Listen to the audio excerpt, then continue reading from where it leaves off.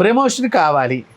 ఇప్పుడు నేనేదో జూనియర్గా ఉన్నాను, సీనియర్ డాక్టర్ అవ్వాలి, ప్రమోషన్లో ఎవరో అడ్డుకుంటున్నారు, లేకపోతే సీనియర్ మేనేజర్ అవ్వాలి, లేకపోతే ఏదో పెద్ద పోస్టులోకి ఇంకా ఉన్నతమైన పదవుల్లోకి రావాలి అనుకునేటువంటి వారు ప్రతిరోజు సాయంకాలం పడుకునే ముందర స్నానం చేసి రామనామం చేసి హనుమంతుడి యొక్క హనుమాన్ చాలీసా కానీ హనుమంతుల వారి యొక్క బీజాక్షరాలు కానీ జపం చేసుకొని ఈ జిలేబీని వారికి నివేదన కింద ఉంచినట్లయితే స్వామివారి స్వప్నంలో కనిపించి ఎన్ని రోజుల్లో మీ కార్యం నెరవేరుతుంది.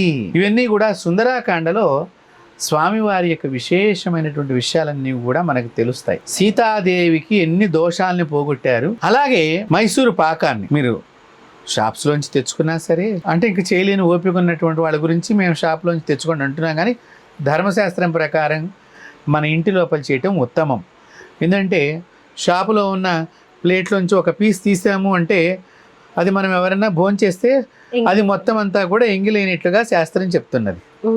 సో అలా కావద్దు అనేటువంటి విషయంగా మనం ఇక్కడ అందరికీ ఏంటంటే వాళ్ళ ఇంట్లో వాళ్ళు 10 ముక్కలు తయారు చేసుకున్నారనుకోండి, దాని నుంచి చిన్న చిన్న ముక్కలు దేవుడికి నైవేద్యం చేయడానికి ఇవి ఒక డబ్బాలో దాచుకుని రోజు ఒక ముక్క నైవేద్యం చేయవచ్చు.